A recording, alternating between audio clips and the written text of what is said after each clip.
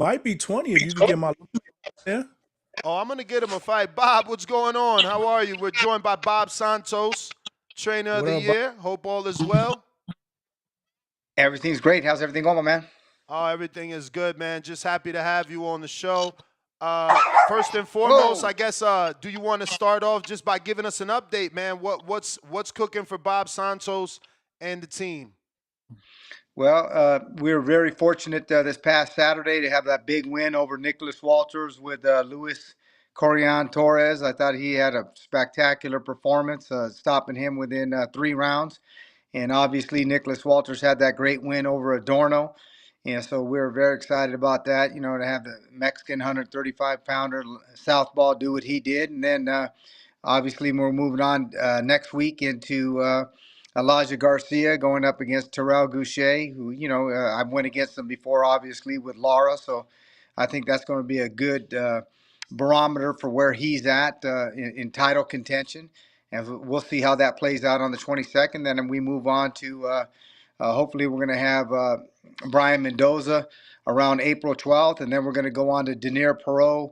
I think it's April 18th on the zone. And then his brother will be going May 9th on the zone. So we got a busy schedule ahead of us, to say the least. Let's start with Elijah. Obviously, this is going to be your first fight with him.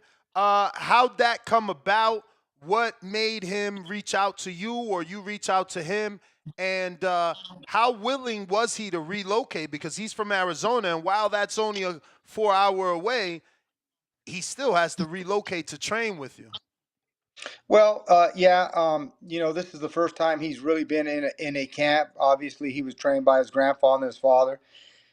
And the way that came about is the history with his father, with Robert Guerrero.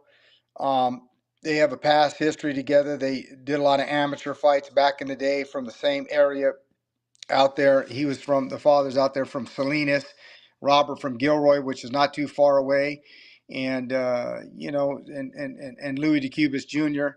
And they all thought that I'd be a tremendous fit for him. And like Louis said, if there's any fighter out there that's going to be the perfect match for you, we feel it's going to be Elijah Garcia. And like I said, so Robert Guerrero knows the father and said, hey, I think Bob Santos will be the perfect fit for the type of style and fighter that he is. And so that's how that all came about. And talk to us a little bit about Elijah and I guess the differences in some of the other many fighters that you've trained with. What do you see in him that sticks out, that makes him special? I mean, you've trained so many people. So yeah, I mean, you've been in there with Robert Guerrero and Laura and Barrios. I mean, the names go on and on. So what does Elijah have, and what does he bring that you see? He has a lot of similarities to Robert Guerrero. No, there's no other way to say it. He's got a lot of similarities to Robert Guerrero, both being southpaw, obviously. And Elijah has a lot of heart, big balls. We've been in there with everybody for this camp out there, with guys at top rank, our gym, different gyms. And I think as long as he stays focused and to the task at hand, I think he's going to be a world champion in the not so distant near future. I really see a great upside with him. People forget, he's only 21 years old. Look what he's accomplished. People say, well, the Kyron Davis fight. Okay, that's fantastic. The kid was 21 years old. We'll see how it proceeds moving forward. I'm taking the reins, and I got big, high hopes for this kid. And shifting to the heavyweights, you've been high on the Perot brothers for a while now. You made claims that they'll be the only heavyweights promoted by both, the Zone and PBC, so to speak, because they'll be fighting on both networks.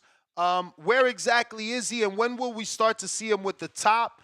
Is he a guy that's going to get an opportunity with Turkey Al-Sheikh, because he seems to control the heavyweight division, or is Perot not ready for the top just yet? Well, sparring is sparring. You know that as well as I do. So you got to take sparring with a grain of salt. It could give you some kind of indicators, but at the end of the day, the fights are the fights. Um, uh, I got high hopes for him as well. I think he's a bigger version of Usyk, and I'm talking about Perau, the younger brother. Fast hands, fast feet. He's a tremendous, tremendous talent. I'm sure the people, our competitor at Top Rank, we sparred over there many times. Frank, as you all know, runs the Top Rank gym. He can attest to that. But the fights are the fights. The little gloves are the little gloves. The problem we're having is very few people are willing to step into the ring with him for career high paydays. So, we're doing everything we can to get him those types of opportunities. Unfortunately, for the most part, most people are not willing to get in the ring with him. And now, as far as his brother Lanier goes, we had that great win over the Ukrainian about a year and a half ago. And then, unfortunately, the ugly side of boxing, sometimes the business side, uh, things were not going well with the management, the promotional aspect of it. I think we got that all behind us now. He's back in camp with me now. And so moving forward, let's just hope that we can get somebody in the ring with him. We'll get him off the ground again May 9th on the zone, and we'll see what kind of opponent is willing to step up into the ring with him. And then from there on, I mean, I'll throw him in with anybody. But at the end of the day, people got to sign the contracts, and high risk, low reward. Sometimes those are the toughest guys to get opportunities. Is it going to come down to a co-promotional situation? Or what? I mean, obviously Frank Warren, Matchroom, Top Rank, they're not having issues matching their talent, right? I mean, I know Perot has sparred Jared. Jared continues to get opportunities. So, do you think it's a promotional thing? Well, with Denier, it's not so much a promotional thing. I just think a lot of guys are not willing to get in the ring with him right now. We're with Box Lab. We're with Amari Pedra. He has a great working relationship with everybody in the business. So as far as he goes, it's just going to be a matter of one of those guys willing to sign the contract and probably going to have to get a career high payday. Most of these guys have been offered more money than that they've ever made to get in the ring, and they've chosen so far not to do it. As far as his brother Lanier goes, it's a little different story. He was with Warriors Boxing, so we'll see if they're going to team up with a Frank Warren and Eddie Hearn. But I know Amari Pedro is going to be involved with them to some degree too, and helping on his behalf. So hopefully everything will come to fruition for us sooner rather than later. And what could you tell us with David Morel? I know that you obviously are involved in Morel. While he trains with Ronnie, you were in the corner. I believe you're maybe a manager as well. How is he doing? Did he suffer any injuries? And when could we expect him back? Or are you guys just giving him more time off because of that fight? I mean, I think technically it's only been 31 days, maybe. Obviously it's always good to have guys in the ring sooner rather than later, but we're going to have to see, the business side of it, how everything plays out. No, he suffered no injuries. He was never hurt in the fight. None of the punches hurt him in the fight. Um, learning experience. Uh, I was a little disappointed. I think he had a much more ability than what he showed in that fight. That said, he had 11 pro fights. He hurt Benavidez a couple times in that fight. Um, and I think he gave Benavidez one of the toughest fights that he's ever had in his career with only 11 pro fights. So, experience, I guess, obviously played a role. I don't think he showed the best of what he is. And in the next couple of fights, a little bit more experience. I think he's going to be a tall task for anybody in the sport. People forget how young he is. And again, 11 pro fights. I love Benavidez. I worked with him for a time.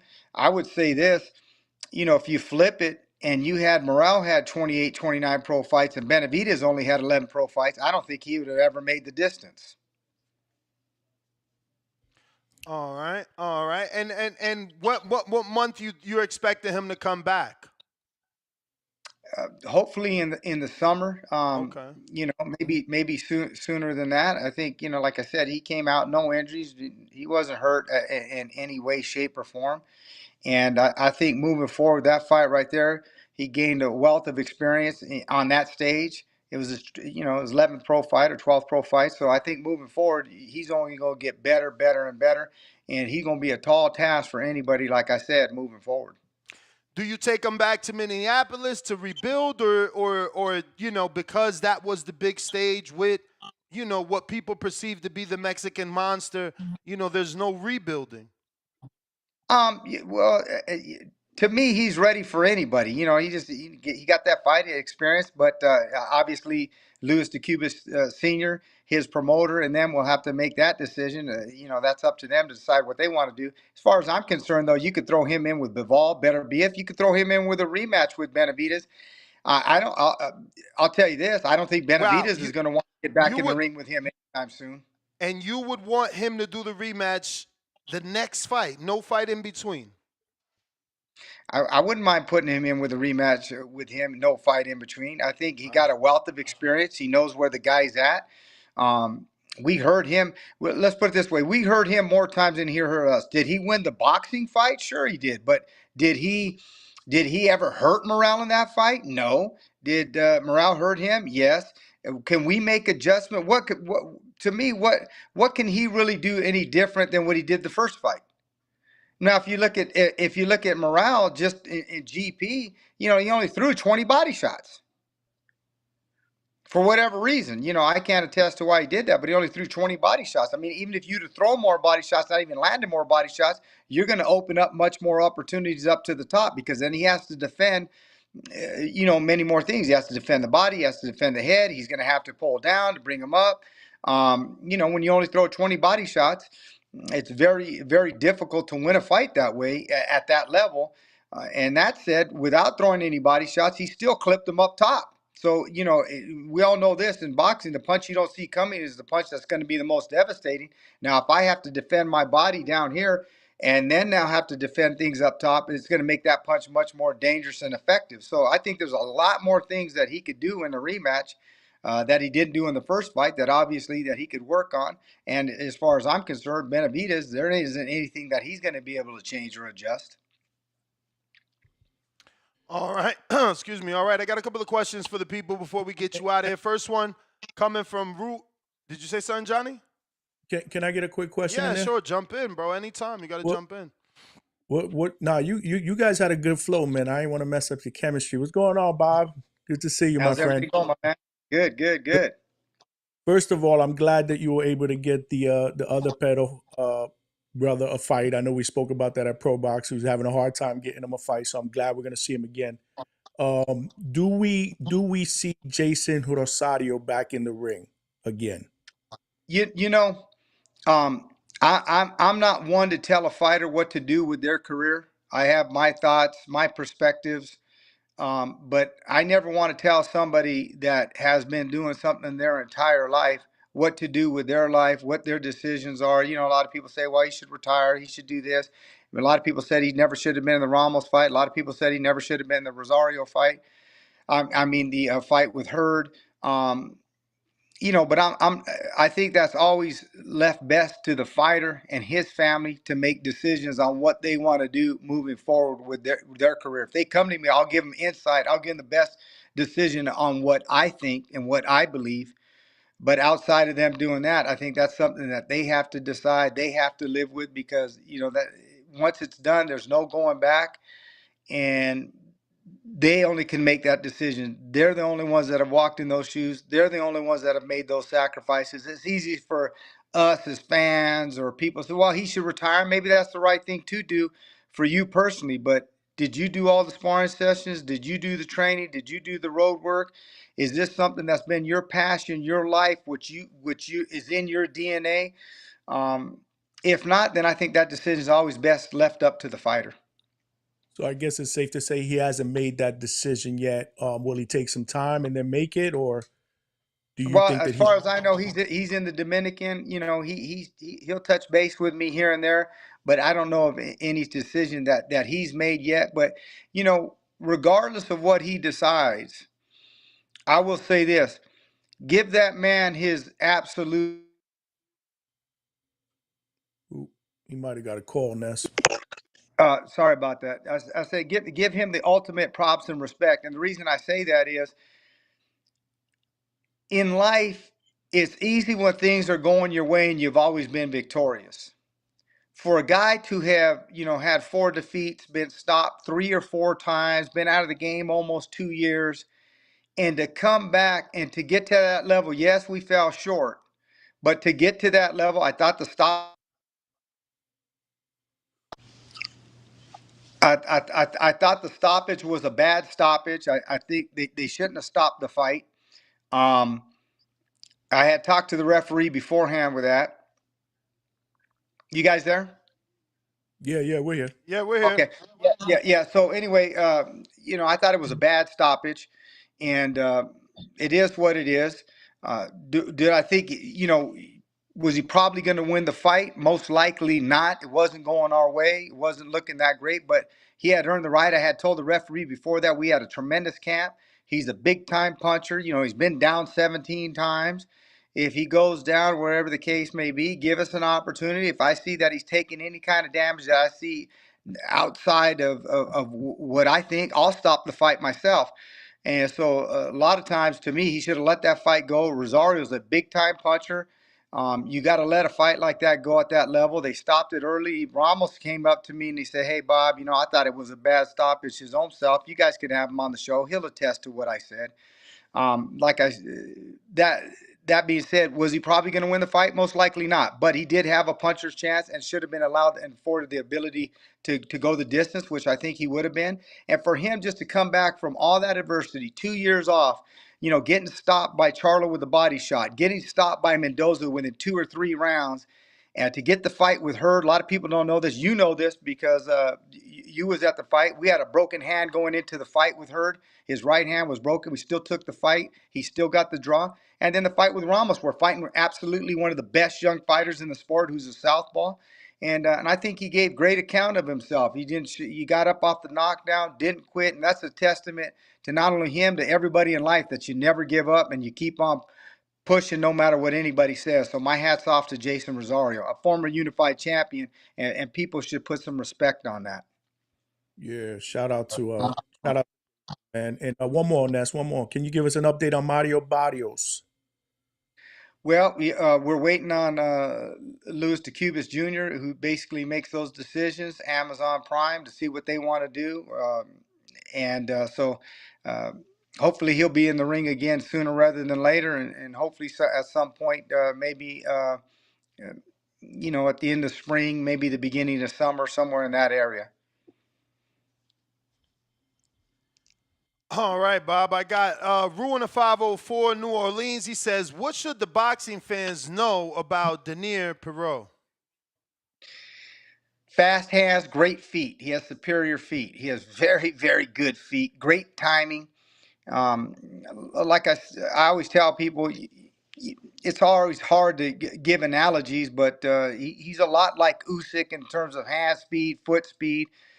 Again, that doesn't mean he's going to be Usyk. That doesn't mean he's going to do what Usyk's going to do. But all the physical attributes are there in a bigger package. He could do all the things he could do in a bigger package. Ultimately, it's always going to come down to how bad do you want it? What are you willing to put in? And when the money comes, like anything else in life for most people, when you start getting those big paydays, do you still have the desire? Do you still have the hunger? Do you still have the want? If that's the case, he's going to have a tremendous career ahead of him, and I think he has a great opportunity to become the first Cuban heavyweight champ in the history of the sport.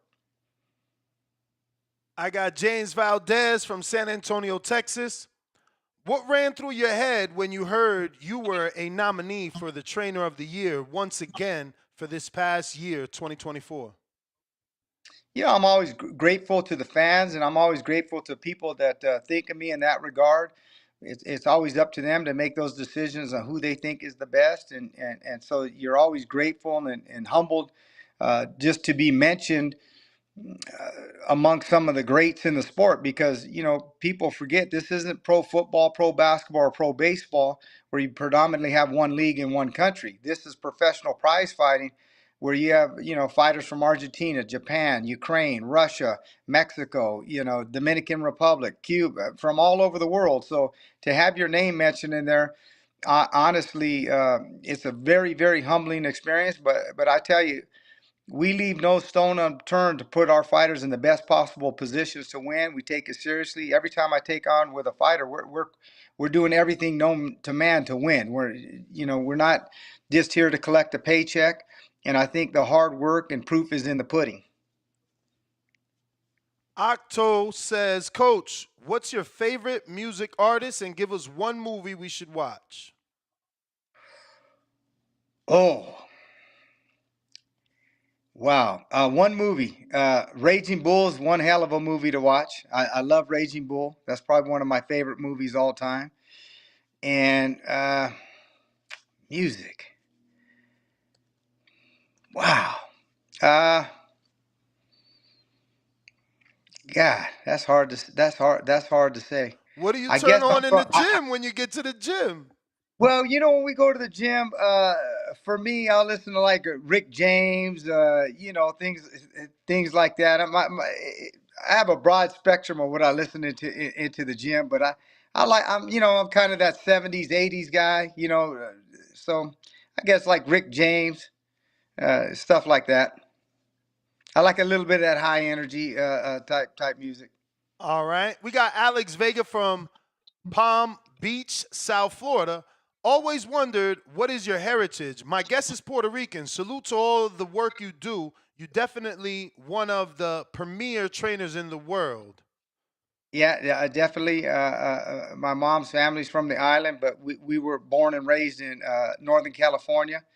Um, yeah, so he on the money. We have major media. What fighter do you currently train, and what fighter you've trained that was the most successful? Well, that's hard to say because what's people's definition of success? Success, money, titles. Uh, so that's kind of hard to say. I've had a lot of guys win championships. Um and I've had a lot of fighters, make millions of dollars. So I guess that's whatever people's standard is, whatever the barometer is. I guess that's Well, the eye of the what was your most successful fighter, right? Because obviously you're a trainer and a manager, you get a percentage. So, what fighter helped you become financially free? Robert Guerrero. All right. Yeah. We got Call Me MPO, G from Brooklyn. What's your thoughts on Canelo versus Crawford? Well, one thing that the fans always know about me, I give it to them straight. I don't bullshit. I don't try to sugarcoat things. I think Crawford has earned, and Bomac's a good friend of mine. A lot of our guys spar together and work together. Matter of fact, Bomac helped me with some sparring to get ready for Elijah Garcia for Goucher coming up here on the 22nd.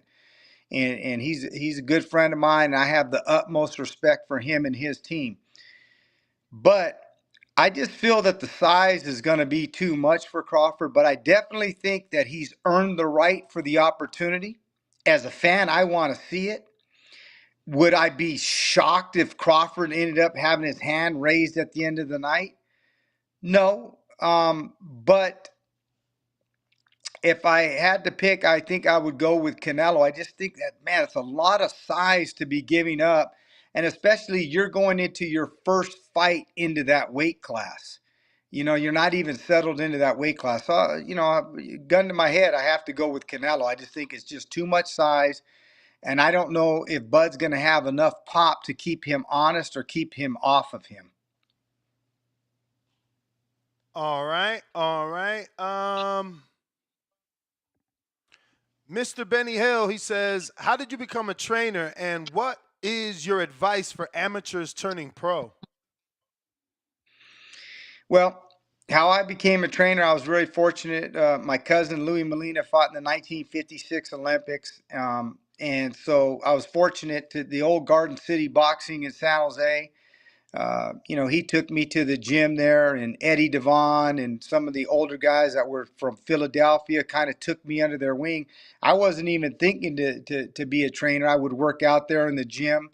When I was a kid, matter of fact, the cut man for Danny Garcia, his father-in-law was our boxing coach. So when I was a kid, you had amateur boxing back in the elementary schools. I don't know what happened to all that, but in the Bay Area, you had elementary school boxing. And I was always intrigued with boxing. Like I said, my cousin fought in the Olympics. My one brother fought in the Marines, and we did a couple amateur fights and things like that when we were in elementary school and moving forward. And when he took me to the gym, I would work out at the gym there at the First Pro Gym at Garden City. Eddie Devon and those guys says, hey, why don't you start working with these guys, helping me with these guys? And it kind of blossomed from there, and it took off from there. I was fortunate to work with a guy, Hector Lazaraga, who was a world champion, and we had a lot of good guys in that gym. And George Foreman had trained in that gym at a time. There was a lot of great fighters there that trained. Gagliardi is the guy that actually ran the gym. He did all the closed circuit for the pay-per-views with uh, Bob Arum. He was actually the first promoter for Andy Ruiz, and so he had been around a long time. And one thing kind of led to another, and I was fortunate in that. As far as amateurs turning pro, my advice to you is make sure that you really get yourself with a good team, because it's very hard to make it in the sport when you don't have a good team, people that have access, that have been there, done that. Because if you don't do those things, there's a lot of landmines in this sport, and one misstep can really screw your whole career over. So you got to really make sure you trust but verify, and look at the people. What have they done in the past? Do your due diligence. Ask around. What kind of person is this person? Talk to their former fighters. And I think because you have one bite at the apple, us as coaches now, I have the Perot brothers, I have Mario Barrios, I have Robert Guerrero, I have Erislandy Lara. You as a professional prize fighter, you have one career, so you better damn well make sure that you make the right decisions. Great answer. We have Dominique from Tacoma, Washington. Who won the fight in your opinion, Hagler or Leonard? Thanks for joining. You're a legend in the game. I'm biased. I'm gonna say Hagler because I'm a Hagler fan, so that's coming from a biased position. I'm a big, huge Marvin Hagler fan. Hagler, Duran are probably two of my favorite fighters all time. So I'm biased. So you got to take it with a grain of salt of what I'm saying. But I like Hagler. I always like the guy that pushes the fight, the aggressor, the guy that's making the fight happen. And so from that aspect, I always favor that guy when I'm scoring a fight or I'm looking at a fight. Bob, who would you say you've seen more tape of, Sugar Ray Robinson or Floyd Money Mayweather?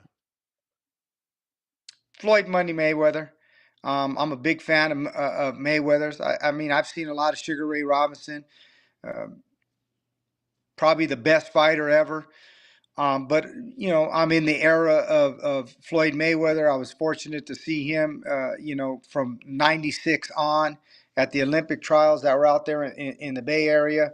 I've always been a big, huge fan of Floyd's, and I'm very thankful to Floyd because without Floyd Mayweather, I wouldn't be in the position I'm in. Every time I see Floyd, I'm always thankful for the Mayweathers, baby, because Floyd changed my life. Giving Robert Guerrero the opportunity that he did, it changed Guerrero's whole life. It changed my whole life. And I think a lot of times in the sport, we have to remember it's great that everybody has somebody different that they like. Because if we all like the same fighter, how boring would that be? Right? That's what makes sports great. You like the Lakers, he likes the Pistons.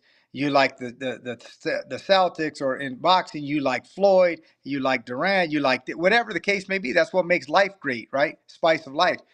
But always take your hat off to those guys, even the guys that you don't like, because without guys like Floyd Mayweather, they really changed the game, and they changed people's lives by giving them opportunities. And at the end of the day, the best man's going to win. If you're the better guy, you're going to win for the most part. If not, it isn't what it is. But sometimes, there was times I used to look at Floyd and go, man, I don't know about this guy. I'm kind of rooting against this guy. And as time went on, I appreciated him more and more. And then as time really went on, I could sit back and look at things and say to myself, you know what, man? Thank God that guy was undefeated. Because by him being undefeated and not losing to a De La Hoya, he just kept getting bigger and bigger and bigger. And the opportunities that he gave to everybody else, He launched Canelo's career. He launched Robert Guerrero's career. He launched so many people's career. I mean, he made Madonna's career. All these guys. Yeah, you could say we beat Andre Berto or you beat Adrian Broner. It's not the same as fighting Floyd Mayweather. That's the Super Bowl of sports. And so to give us the opportunity, I'll always be thankful to him. I wouldn't normally ask this, but you're preferencing it that Floyd gave you this opportunity to not only change Guerrero's career but your career. I need to ask because I swear it was only reported he made 2.5 million. Then you got to consider taxes. Was that not the purse, or is it No, that you get way no more because of the? that was not. Let's put it this way: we made a lot more money for even the Keith Thurman fight than what Okay. they're reporting on that. And had that not been for Floyd Mayweather, we wouldn't have made what we made in the Keith Thurman fight. We wouldn't have made what we made in the Kamagai fight. We wouldn't have made in. We made more money for the Hernandez fight that was on NBC than what you're saying. So that's not true.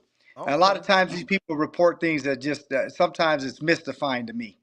All right. Well, good to know. Good to know because they always had this thing where Floyd wasn't paying the way Canelo is paying, but I guess that's not the case. You know what? We got paid very, very, very well. And not just in that fight, because of that fight, in many other fights. And had we not fought Floyd Mayweather, we would have never made the money that we did for Thurman. We would have never made the money that we did for Dan Garcia. And those were multi-million-dollar fights. Those weren't just seven-figure fights. And that's because of Floyd Mayweather. Amen to that. I got a few more, and you're going to get out of here. We got Jerry Soriano that says, why ask for the Benavidez fight only to blame inexperience when you lose? I'm not blaming inexperience at all when we lose. There's always factors that go in. I'm not asking for the fight. You guys asked me, would we take that fight? Sure, I would go into that fight because I think we'd have more experience going in the next fight. Plus, you already fought him. So you have much more experience than with the guy that you just fought. There's no excuses. The better man won. And to that point, Benavidez is a great friend of mine. I worked with Benavidez. I have him in high respect. He lived with me. So the better man won at the time, but there's always mitigating factors that go in. Whether the guy's a southpaw, he had a problem with the southpaw. Maybe it's stylistically. Maybe that's just not the right style for him. He's just the better guy. I could beat this guy that you could beat, that he can't beat, that maybe I might beat. We all know how the professional prize fighting is, but no excuses. But experience always plays a factor. And if you have more experience, usually that's a good thing. But to that point, sometimes when a guy has so much experience, like I said, but his body isn't there anymore, then he becomes a coach, right? So there's always things that are going to come into play. Whether it was experience, now experience, you have so much of it, your body can't hold up anymore. So now it's youth over experience. But there's always mitigating factors in anything why a guy wins or loses. But at the end of the day, when you take the fight, whoever wins the fight, they were the better man that night. He was the better man that night. I think that is all. Actually, last one, Ali and Dago. What up, Bob? Who are your top 3 favorite fighters of all time? Woo! I love Duran. I love Roy Jones. And I love Hagler. Uh, Boy, and I love Pernell Whitaker. Can I put 4 in there? I love Pernell Whitaker. I love Pernell Whitaker. Right?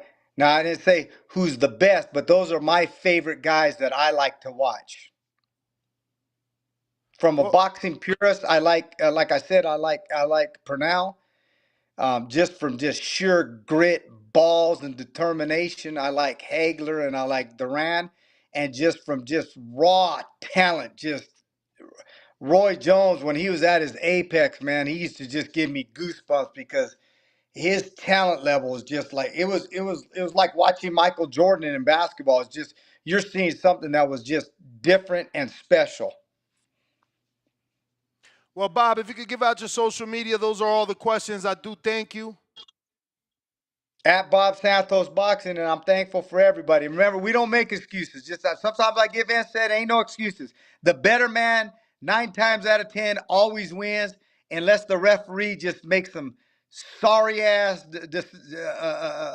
decision or something crazy happens. But outside of that, 9 times out of 10, the better man always wins. All right, Bob. Thank you once again, man. Best of luck. There you have it, ladies At and Bob gentlemen. Santos Boxing. Let's go. There you have it, ladies and gentlemen.